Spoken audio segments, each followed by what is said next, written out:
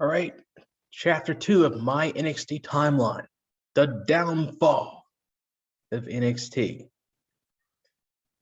This chapter would take place between phase 2 and phase 3 of NXT. Right? In this PowerPoint presentation, I will be going over the issues that were in NXT, the issues that the NXT fan base did not see, the plot holes, the concerns, and their impending demise. Now, during this time, I didn't hate NXT, but I didn't love it. I noticed there was something wrong with the brand that the other people were not calling out. And we'll get into those.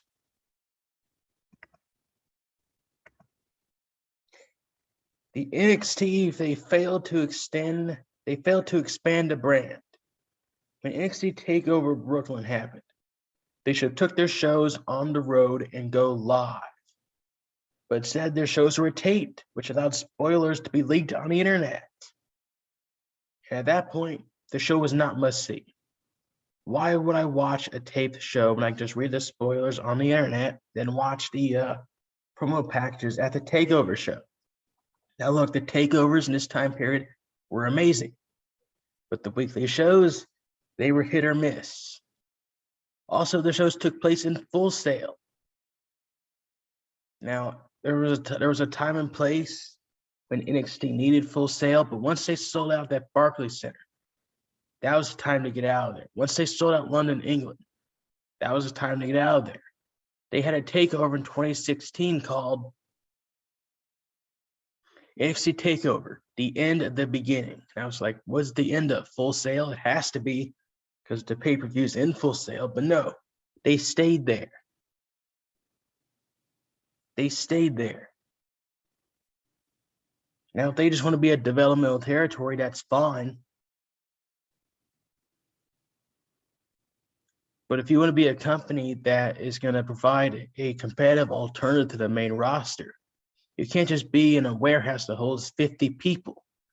I mean, Full Sail holds 400 people. That's less than the Impact Zone. They hold around 1,800. Why would people tune into NXT and be appealed by them always being in the same building every week? It's one thing that I get called location boredom. When a promotion stays in the building way too long every week. NXT, they would never tour. They never go to the UK, New York, or Philadelphia. They wouldn't do televised shows in those areas. They did house shows, and they did not sell out one bit. Also, staying in the same arena every week, it allowed the NXT to cater to the same audience. The audience knew what they wanted.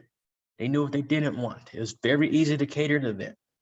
So when these guys go to the main roster, you're going to be in front of different crowds. You're in front of marked crowds, loud crowds, silent crowds, mixed crowds, babyface crowds, heel crowds. These wrestlers will not know how to react to that. And that's why most of them fail on the main roster, because they're going to different cities that they don't have experience in. And Full Sail will not get them that experience, maybe in the past. But now if you're trying to position NXT as the #1 brand in North America, the true alternative, the gold standard, Full Sail is just not going to cut it. So they kept doing tape shows. They kept their show in Full Sail. And here comes AEW a couple years later. And that pretty much sealed the deal on NXT becoming the #1 brand.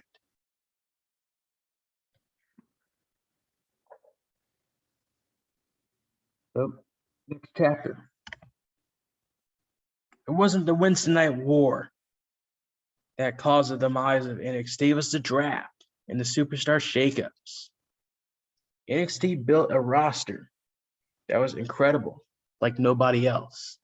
But then the draft was reinstated in 2016. They called up the Trinity of NXT, which was Nakamura, Drew McIntyre, and Bobby Roode. Triple H said that these three guys would be the faces of NXT. Well, less than a year, they were called up. So was Bayley. So was Finn Balor. So was Nia Jax. So was Alexa Bliss. And when you call up these big names, you're not going to have a whole lot of people to fill the void.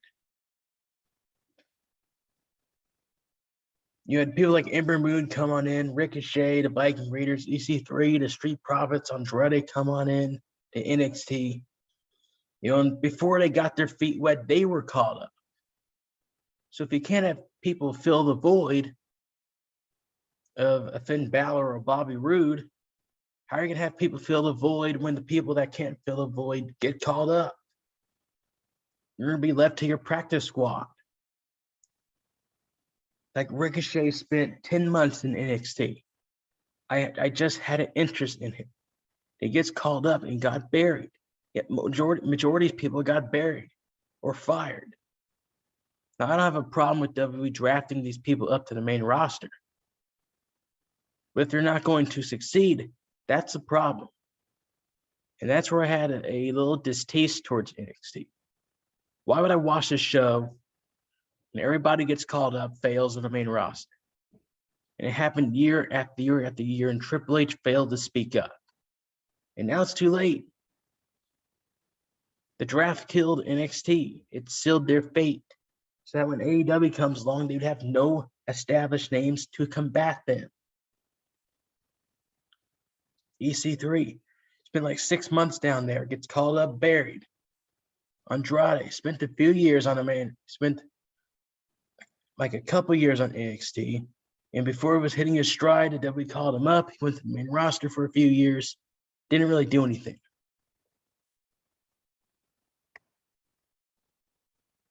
NXT also drained the independent scene. They were signing everybody from underneath the sun. People like B-Fab, Shane Strickland, Hit Row, Luke Menzies,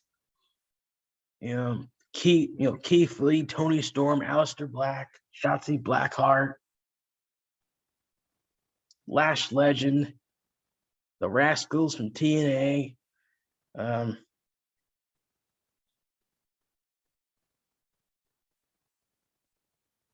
Trick Williams, a lot of people. Carmella Hayes, Velveteen Dream, Ricochet. They were bringing in everybody, like 30 guys in a year. And the problem was when they drained the independent scene, they left nobody in the independent scene to develop. The independent scene was left with nobody. Everybody was with the WWE. When came AEW, all what they did was they just signed the scraps to the independent scene. That's why AEW has 900,000 people watching, because they have no big names in the independent scene that's there. Now, I don't have a problem with Triple H going and getting indie guys, but he's bringing in way too many.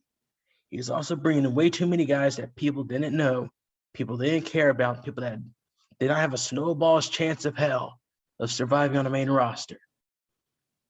You're trying to tell me that Ricochet is going to be a star on the main roster? Why sign him? He's the guy that Vince won't like.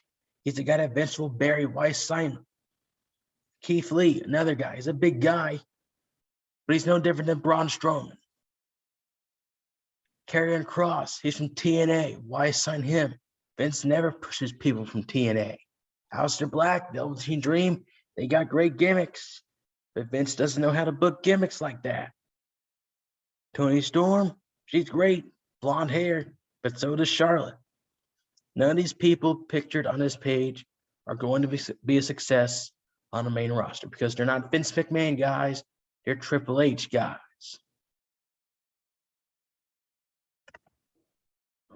And this is what caused the downfall of NXT. So rise of the smart marks, the smart wrestling fans that watch every company and they think they know everything that's happening in the business. These people sucked up to everything that NXT did. They failed to hold NXT accountable. All right. These people would deny every issue that NXT had until it was too late. Then AEW came along. Then they started calling out the holes in NXT, which was kind of funny. So I've been pointing out the holes in NXT for a long time. All right. Triple H and NXT, he was just spoon-feeding these guys.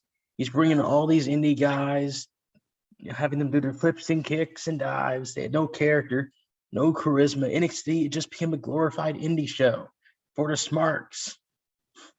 Not only that, these guys are stupid. They don't know what they're watching. All right? Every time a guy comes into NXT, they're like, oh my God, this guy's going to be a star. He's going to be a huge success. Look at Ricochet. He's going to become the second coming of AJ Styles, Aleister Black, the next Undertaker. And when these guys at the main roster that happened, no, they were buried. And then these people get pissed and blame Vince. And I'm like, why? No, blame yourself. Vince is never going to push these NXT guys. And that's because they're not Vince McMahon guys. They're Triple H guys. And Triple H just bring these guys in to spoon feed you guys and lure you into a trap. So that if Triple H is ever in charge, he will stab you on the back. These smarks, man, they are a bunch of idiots. And unfortunately, wrestling is catering to these people. And that's why no one's watching wrestling. No one wants to see flips and kicks and dives. People want to see characters. They want to see storylines that they can invest in. That's not what we're getting. We're getting some of that in AEW, but AEW, just like NXT, catering to the hardcore fans. Wrestling, man, they need to go back catering to more of the casual fans, the people that don't watch every week, and then turn those people into hardcore fans. The smarks, they just killed wrestling for me. You know, they killed NXT for me. NXT kind of, it became a shell for what it was. They strayed away from what they were supposed to do. They were supposed to build stars for the main roster, but instead they decided to compete with all the other indie promotions, and they failed. Another issue that caused the downfall of NXT was Triple H. I liked his vision, but I did not trust him one bit. Whenever he went on interviews, he said that NXT, it's the true alternative, the gold standard, number one brand all North America. We are on the same level for Raw and SmackDown. But then why is NXT being taped? Why is it taped in a warehouse filled with 50 people? Why aren't they going live? Why did they lose the Wednesday Night War to All Elite Wrestling? Why are they bringing in indie guys that nobody knows? Why are they left out of the WWE draft, the shakeup? That's another thing to draft that I forgot to mention. And whenever the main roster would call people up, NXT would not get to save who gets to come back down. And that's how you got left the holes and the voids. Every NXT guy that got called up, Triple H was silent on, even if they got buried or fired. I mean, how is NXT this and that when they're in a warehouse that holds 50 people and they're being taped? And most of their guys suck on the main roster. How are they a true alternative? He also said he wanted NXT performance centers in, Japan, China, Latin America, Mexico. This guy wants global domination, just like Vince. Triple H isn't there for the fans. He is in cahoots with Vince. He is. He wants global domination. All right. He is there to erase the Reign of Terror, which is a decade-long set of title reigns that he had for the years of 1999 and 2009. Now he wants to get the fans back on his side. He wants to make himself look good. He wants to make Vince look bad so that he can take over and then turn on the fans and make the fans look like idiots. That's what Triple H wants. He doesn't care about the fans. He cares about spoon-feeding the marks so that they can feed his ego. All right? I don't trust Triple H. Don't trust any McMahon because they are not about the fans. They're about themselves. All right? If you can't beat the fans, I guess Triple H is going to join them. He's going to spoon-feed them, making them into his minions. But what happened? Eventually, the fans caught on to NXT's mistakes. And they jumped ship to AEW. This is going to lead to Chapter 3, the Wednesday Night War. But these are my issues with NXT. They failed to expand the brand. They had the draft that just drained NXT dry. They had no say in who gets to come down to NXT. And the Smarks just defend this crap. And then they drained the independent scene. They brought in everybody. Most of these guys would fail within a year or two on the main roster. And then you had Triple H just go out and lie on the interviews. Everybody would just suck up what he says. He wants to believe that NXT is the gold standard. Number one, that's fine. We'll see if he can prove it in the Wednesday Night War. That is our next chapter.